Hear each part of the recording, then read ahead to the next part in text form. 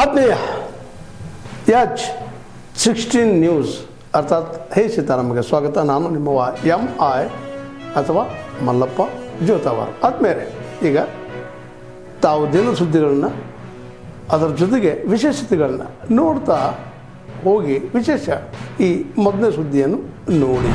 ರಾಜ್ಯದಲ್ಲಿ ಉಪಚುನಾವಣೆಗಳು ದಾವಣಗೆರೆ ದಕ್ಷಿಣ ಹಾಗೂ ಬಾಗಲಕೋಟೆ ಉಪಚುನಾವಣೆ ನಾನಾ ಕಾರಣಗಳಿಗೆ ಸಾಕಷ್ಟು ಸುದ್ದಿಯನ್ನು ಕೂಡ ಮಾಡಿದೆ. ರಾಜ್ಯ ಸರ್ಕಾರದ ಮುಖ್ಯಮಂತ್ರಿಗಳ ನಿದ್ದೆಗೆಡಿಸುವಂತ ಕೆಲಸವೂ ಕೂಡ ಚುನಾವಣೆಗಳು ಮಾಡಿದ್ದಾವೆ.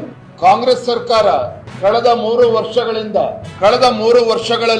ರಾಜ್ಯದಲ್ಲಿ ಯಾವುದೇ ಒಂದು ಅಭಿವೃದ್ಧಿ ಕೆಲಸ ಕಾರ್ಯಗಳನ್ನ ಮಾಡದೆ ಹೋದ್ರೂ ಸಹ ತನ್ನ ಗ್ಯಾರಂಟಿಗಳೇ ಅಭಿವೃದ್ಧಿ ಅಂತ ಹೇಳಿ ಬಿಂಬಿಸಿಕೊಳ್ತಕ್ಕಂತ ಕೆಲಸವನ್ನ ನಿರಂತರವಾಗಿ ಮಾಡ್ಕೊಂಡು ಬಂದಿದೆ. ತನ್ನ ವೈಫಲ್ಯಗಳನ್ನ ಮುಚ್ಚಿ ಹಾಕೊಳ್ತಕ್ಕಂತ ಸಲುವಾಗಿ ಕಾಂಗ್ರೆಸ್ ಸರ್ಕಾರ ಮಾನ್ಯ ಮುಖ್ಯಮಂತ್ರಿಗಳು ಆದಿಯಾಗಿ ಸಚಿವ ಸಂಪುಟದ ಸದಸ್ಯರುಗಳು ಕೇಂದ್ರ ಸರ್ಕಾರದ ಮೇಲೆ ಆರೋಪಗಳನ್ನ ಮಾಡುವಂತ ಕೆಲಸ ಮಾಡ್ಕೊಂಡು ಬಂದಿದ್ದಾರೆ ವಿನಃ ನಮ್ಮ ರಾಜ್ಯದಲ್ಲಿ ಯಾವುದೇ ಅಭಿವೃದ್ಧಿ ಕೆಲಸ ಕಾರ್ಯಗಳು ಇಲ್ಲಿಯವರೆಗೂ ಮಾಡೋದಕ್ಕೆ ಸಾಧ್ಯ ಆಗಿಲ್ಲ. ಒಬ್ಬ ಅನುಭವಿ ಮುಖ್ಯಮಂತ್ರಿಗಳು ಇದ್ರೂ ಸಹ ಬಹಳ ಅಪರೂಪದ ಅವಕಾಶ ಅವರಿಗೆ ಸಿಕ್ಕಿತ್ತು. 17 ಬಜೆಟ್ ಅನ್ನ ಅತಿ ಹೆಚ್ಚು ಬಜೆಟ್ ಅನ್ನ ಮಂಡನೆ ಮಾಡುವಂತಹ ಒಳ್ಳೆ ಅವಕಾಶ ಈ ರಾಜ್ಯದ ಮುಖ್ಯಮಂತ್ರಿಗಳಿಗೆ ದೊರಕಿದ್ರು ಸಹ ಅವರ ಅನುಭವ, ಮುಖ್ಯಮಂತ್ರಿಗಳಾಗಿರುವಂತಹ ಸಿದ್ದರಾಮಯ್ಯನವರ ಅನುಭವ ಈ ರಾಜ್ಯದ ಅಭಿವೃದ್ಧಿಗೆ ಬಳಸ್ಕೊಳ್ಳೋದಕ್ಕೆ ಸಾಧ್ಯ ಆಗಲಿಲ್ಲ. ಅಹಿಂದ ಹೆಸರು ಹೇಳಿಕೊಂಡು ಅಧಿಕಾರದ ಚುಕ್ಕಾಣಿ ಹಿಡಿದಿರ್ತಕ್ಕಂಥ ಮಾನ್ಯ ಮುಖ್ಯಮಂತ್ರಿಗಳು ಹಿಂದುಳಿದ ಸಮುದಾಯಗಳನ್ನ ಯಾವತ್ತೋ ಮರೆತಿದ್ದಾರೆ. ಇವತ್ತು ಅಲ್ಪಸಂಖ್ಯಾತನು ಕೂಡ ಮರೆತಿರುವಂತದ್ದನ್ನು ಇವತ್ತು ಚರ್ಚೆ ಯಾವ ರೀತಿ ಆಗ್ತದೆ ತಾವೆಲ್ಲರೂ ಕೂಡ ನೋಡ್ತಾ ಇದ್ದೀರಿ. ಇದರ ಪರಿಣಾಮ ಏನು ಅಂತ ಹೇಳಿದ್ರೆ ಕಾಂಗ್ರೆಸ್ ಸರ್ಕಾರ ಮಾನ್ಯ ಮುಖ್ಯಮಂತ್ರಿಗಳು ಗ್ಯಾರಂಟಿಗಳ ಮುಖವಾಡವನ್ನ ಧರಿಸಿಕೊಂಡು ರಾಜ್ಯಾದ್ಯಂತ ಜನರ ಕಣ್ಣಿಗೆ ಮಣ್ಣೆರಚುವಂತ ಕೆಲಸವನ್ನ ಮಾಡ್ತಾ ಇದ್ರು. ನನಗನ್ನಿಸ್ತದೆ ಈ ಉಪಚುನಾವಣೆಗಳು ದಾವಣಗೆರೆ ದಕ್ಷಿಣ ಹಾಗೂ ಬಾಗಲಕೋಟೆ ಕ್ಷೇತ್ರದ ಉಪಚುನಾವಣೆ ಕಾಂಗ್ರೆಸ್ ಸರ್ಕಾರಕ್ಕೆ ಮಾನ್ಯ ಮುಖ್ಯಮಂತ್ರಿಗಳಿಗೆ ಒಂದ್ ರೀತಿ ಕಬ್ಬಿಣದ ಕಡಲೆ ಆಗಿ ಇವತ್ತು ಪರಿವರ್ತನೆ ಆಗಿದೆ. ಪಾಪ ಮುಖ್ಯಮಂತ್ರಿಗಳು ಹರಸಾಹಸವನ್ನ ತಾವು ನೋಡ್ತಾ ಇದ್ರೆ ಪಾಪ ಅವರು ಗಲಿಬಿಲಿಗೊಂಡಿದ್ದಾರೆ. ಮುಖ್ಯಮಂತ್ರಿಗಳು ಬಾಗಲಕೋಟೆಯನ್ನ ಉಳಿಸ್ಕೋಬೇಕು, ದಾವಣಗೆರೆ ದಕ್ಷಿಣ ಕ್ಷೇತ್ರನ ಉಳಿಸ್ಕೋಬೇಕು, ಈ ಗೊಂದಲದಲ್ಲಿ ಇವತ್ತು ಮುಖ್ಯಮಂತ್ರಿಗಳು ಅವರ ಸಚಿವ ಸಂಪುಟದ ಸದಸ್ಯರಿಗೆ ಕಾಡ್ತಾ ಇದೆ. ಇವತ್ತು ನಮಗೆ ಕಾನ್ಫಿಡೆನ್ಸ್ ಇಂಪ್ರೂವ್ ಆಗಿದೆ. ಇಲ್ಲಿ 100ಕ್ಕೆ 100 ಗೆಲ್ತೀವಿ. ಬಿಜೆಪಿ 2 ಕಡೆ ಗೆಲ್ಲುತ್ತೆ, ಸೋಲ್ತೀವಿ ಅಂತ ಹೇಳ್ತಾರ, ಸೋಲ್ತೀವಿ ಅಂತ ಹೇಳ್ತಾರ ಅವರು. ಈಗ ಬಿಜೆಪಿಯವರು ಏನೇ ಹೇಳಿದ್ರು ಕೂಡ ಜನ ನಮ್ಮ ಗ್ಯಾರಂಟಿ ಯೋಜನೆಗಳನ್ನು ಮೆಚ್ಕೊಂಡಿದ್ದಾರೆ. ಗ್ಯಾರಂಟಿ ಯೋಜನೆಗಳು ಈ ಸಾರಿ ಜನ ಓಟ್ ಹಾಕ್ತಾರೆ. ಗೊತ್ತಾಯ್ತಾ? ಅವರು ಸಂವಿಧಾನ ವಿರೋಧಿಗಳು, ಬಡವರ ವಿರೋಧಿಗಳು, ದಲಿತರ ವಿರೋಧಿಗಳು. ಹೆಂಗೆ ಅವ್ರಿಗೆ ಓಟ್ ಹಾಕ್ತಾರೆ? ಮಹಿಳೆಯರ ವಿರೋಧಿಗಳು. ಗ್ಯಾರಂಟಿಗಳು ಬಿಟ್ಟರೆ ಬೇರೆ ಏನಿಲ್ಲ ಅವರಿಗೆ ಓಟ್ ಕೇಳೋದಕ್ಕೆ. ಅವ್ರಿಗೇನಿದೆ? ಅವ್ರು ಯಾವ ಆಧಾರದ ಮೇಲೆ ಓಟ್ ಕೇಳ್ತಾ ಇದ್ದಾರೆ? ಯಾವ ಆಧಾರದ ಮೇಲೆ ಓಟ್ ಕೇಳ್ತಾ ಇದ್ದಾರೆ? ಆಯ್ತಪ್ಪ, ನಮಗೆ ಅವ್ರಿಗೆ ಹೇಳ್ತಾರೆ, ಅವ್ರಿಗೇನು ಏನು ಹೇಳ್ತಾರೆ? 9 ವರ್ಷ ಸರ್ಕಾರ ಮಾಡಿದ್ದಾರೆ ಕರ್ನಾಟಕದಲ್ಲಿ. 9 ವರ್ಷ ಸರ್ಕಾರ ಮಾಡಿದ್ದಾರೆ. ಏನು ಮಾಡಿದ್ದೀವಿ ಅಂತ ಹೇಳ್ತಾರೆ ಕರ್ನಾಟಕದಲ್ಲಿ? ಏನು ಮಾಡಿದ್ದಾರೆ ಅಂತ ಹೇಳ್ತಾರೆ? ಸುಮ್ಮನೆ ಏನೋ ಹೇಳ್ತಾರೆ ಅವರು. ನಾವು ಬಡವ್ರ ಪರವಾಗಿರ್ತಕ್ಕಂಥ ಪಕ್ಷ, ಎಲ್ಲರೂ ಒಟ್ಟಿಗೆ ತಗೊಂಡು ಹೋಗ್ತಕ್ಕಂಥ ಪಕ್ಷ. ಅವರು ಸಮಾಜ, ಧರ್ಮದ ಹೆಸರಿನಲ್ಲಿ, ಜಾತಿ ಹೆಸರಿನಲ್ಲಿ ಸಮಾಜ ಒಡಿತಕ್ಕಂಥ ಪಕ್ಷ. ಅದರಿಂದ ನಾವು ಎಲ್ಲ ಜನರನ್ನು ಒಟ್ಟಿಗೆ ತಗೊಂಡು ಹೋಗ್ತಕ್ಕಂಥ ದಲಿತರು, ಹಿಂದುಳಿದವರು, ಅಲ್ಪಸಂಖ್ಯಾತರು, ಮಧ್ಯಮ ವರ್ಗದವರು ಎಲ್ಲರನ್ನೂ ಕೂಡ ಒಟ್ಟಿಗೆ ತಗೊಂಡು ಹೋಗ್ತಕ್ಕಂಥ ಪಕ್ಷ. ಹೋದ್ರು ಜನಸಾಗರ ಸೇರ್ತಾ ಇದೆ. ಈಗ ರಾಜೀವ್ ಗಾಂಧಿ ಅಂತ ನಗರಲ್ಲಿ ಸ್ಲಮ್, ಇದು ಸ್ಲಮ್ಮಲ್ಲಿ ರಾಜೀವ್ ಗಾಂಧಿ ಸ್ಲಮ್ ಅಂತ ಇದೀವಿ. ಬಾಂಬೆ ಸ್ಲಮ್ ಹೋಗಿ ಬಂದ್ವಿ.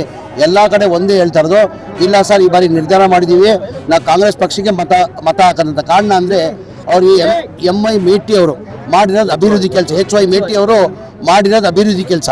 ಅವ್ರು ಮಾಡಿರೋದು ಕೆಲಸಗಳು ಜನ ಇವತ್ತು ನೆನೆಸ್ಕೊಂಡು ನನ್ನ ಅನ್ಸಿಗೆ 2013ರಿಂದ ಹಿಡ್ಕೊಂಡು 2018ವರೆಗೂ ಕನಿಷ್ಠ 2013ರಿಂದ ಹಿಡ್ಕೊಂಡು 2018ವರೆಗೂ ಅವ್ರು ತಂದಿರೋದು ಅನುದಾನಗಳು. ಹಾಗಾಗಿ ಅವ್ರು 5 ಬಾರಿ MLA ಆಗಿದ್ರು, 1 ಬಾರಿ MP ಆಗಿದ್ರು, 2 ಬಾರಿ ಮಿನಿಸ್ಟ್ರಿ ಆಗಿ ಸೇವೆಯನ್ನು ಸಲ್ಲಿಸಿದ್ದಾರೆ. ಜನ ಹೇಳ್ತಾರೆ ಇಲ್ಲ ಸರ್ ಹೋದ ಸತಿ ಅನ್ನೋ ಕಡಿಮೆ ಅಂತರದಲ್ಲಿ ನಾವು ಗೆದ್ದಿದ್ವಿ, ಈ ಬಾರಿ ಕನಿಷ್ಠ ಅವ್ರು ಮಾಡಿರೋದು ಅಭಿವೃದ್ಧಿ ಕೆಲಸಕ್ಕೋಸ್ಕರ ನಾವು ಕನಿಷ್ಠ 30-35 ಸಾವಿರ ಲೀಡಲ್ಲಿ ಗೆಲ್ಸ್ತೀವಿ ಅಂತ ಜನ ಹೇಳ್ತಾರೆ. ನೋಡಿರ್ಬೋದು, ಇದೆಲ್ಲ ವಾಲಂಟ್ರಿ ಮಾಡಿರೋದು ಮೆಡಿಕಲ್ ಕಾಲೇಜ್ ಮತ್ತೊಂದು ಹೇಳಿದಿಲ್ಲ, ಅಭಿವೃದ್ಧಿ ಅವ್ರು ಮಾಡಿರೋದು ಜನ ಹೇಳ್ತಾರೆ, ನಾವು ಹೇಳಬೇಕಾಗಿಲ್ಲ. ಜನ ಹೇಳ್ತಾರೆ, ತಮಗೂ ಮಾಧ್ಯಮದವ್ರಿಗೂ ಗೊತ್ತಿದೆ. ನಾವು ಹಾಲು ತಗೊಂಡ್ಬರ್ಬೇಕಂತ ಬಂದಿದ್ದೀರಿ. ಇಲ್ಲಿ ಹೋಗ್ಬೇಕಾದ್ರೆ ಒಂದ್ 4 ಜನ ಮುಸಲ್ರ ಹುಡುಗರು ಹೊಂದಿದ್ರಿ.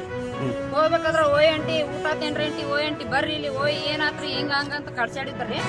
ನಾವ್ ಹೋಗಿ ಹಾಲು ತಗೊಂಡ್ ಬರೋದ್ರೊಳಗ ಅಲ್ಲಿ ಹೋಗಿದ್ರಿ. ಹಾಲು ತಗೊಂಡ್ ಬರೋದ್ರೊಳಗ ಇಲ್ಲಿ ಬಂದ್ ನಿಂತಿದ್ದ. ಬಂದ್ ನಿಂತ್ರ ಯಾರಿಗ ಅಂದ್ಯಪ್ಪಿ ಅಂತ ಕೇಳಿದೆ. ನಿಮಗೇನು ಅಂದಿಲ್ರಿ, ನಿಮಗೇನು ಅಂದಿಲ್ಲ. ಎದಿ ಮ್ಯಾಗ ಬಂದ. ಎದಿ ಮ್ಯಾಗ ಬಂದ್ರ ಎಲ್ಲಿಯವ ನೀನ್ ಯಾವ ಸೆಕ್ಟರ್ ಅಂತ ಕೇಳಿದ್ರ ಬಾಗಲಕೋಟದಾಗ ಏನ್ ಸೆಕ್ಟರ್ ಅದ ಎದಿ ಮ್ಯಾಗ ಬರ್ತಾನ. ಎಲ್ಲಿಯವ ಅಂತಂದ್ರ ಅಲ್ಲಿ ತನ ಓಡೋದಂದ್ರ ಅಲ್ಲಿ ಹೋಗಿ ಹಿಡ್ಕೊಂಡ್ರ ಅಲ್ಲಿ ಹೋಗಿ ಹಿಡ್ಕೊಂಡ್ ಹೊಡೆದಿವ್ ಅವನಿಗೆ. ಹೊಡೆದ್ರ ಅಲ್ಲಿ ಹೋಗಿ ಕೇಸಿಂದ ಅಲ್ಲಿ ಮುಸಲ್ರ ಹುಡುಗರು ಬಂದ್ ಕೇಸಿಂದ ಇಲ್ಲಿ ಬಂದು ಹೋಲಿ ಬಿಡು ಅಂತ ಕರ್ಕೊಂಡ್ ಹೋಗ್ಯಾರ. ಅಲ್ಲಿ ಹೋಗಿ ಕಪ್ಪಾಗ್ಯಾನ ಅವ. ನಮ್ಗ ಈ ತರ ಕಾಡ್ಸಾಡಕತ್ರ ಸಣ್ಣ ಮಕ್ಕಳಿಗೆ ಹೆಂಗಿರ್ತೀನಿ ಸೇಫ್ಟಿ ಅನ್ನೋದೇ ಇಲ್ಲ. ಪೊಲೀಸರಿಗೆ ಹೋಗ್ರು, ಪೊಲೀಸರು ಬಂದ ಏನಂತಾರ, ಈಗ ಎಲ್ಲರೂ ಮನಿಗ್ ಹೋಗ್ರಿ ನಾವು ಬೆಳಿಗ್ಗೆ ಬಂದ್ ಕೇಸಿಂದ ಸಾಲ್ವ್ ಮಾಡ್ತಾರ. ಅಂದ್ರ ಈಗ ರೇಪ್ ಆಗ್ಬಿಟ್ರೆ ಬೆಳಿಗ್ಗೆ ಬಂದ್ ಸಾಲ್ವ್ ಮಾಡ್ತಾರ. ಈಗ ಏನ್ ಮಾಡೋದ್ರಿ ಸದೀಗ? ಈಗ ಏನ್ ಮಾಡೋದ್ರಿ? ಈಗ ಏನಿಲ್ರಿ, ನಮ್ಗ ಅವ ಬರ್ಬೇಕು, ಬಂದ್ ಕೇಸಿಂದ ಇಲ್ಲಿ ಸಾರಿ ಕೇಳ್ಬೇಕು ಅಷ್ಟೇ. ನಾವ್ ಇಲ್ಲೇ ಮುಗಿಸ್ತೀವಿ ಅದನ್ನ ಕೇಸ್. ಅವ್ರು ಕಂಪ್ಲೇಂಟ್ ಮಾಡೋದು ಇದನ್ ಮಾಡೋದು ಏನು ಬೇಕಾಗಿಲ್ಲ ನನಗೆ.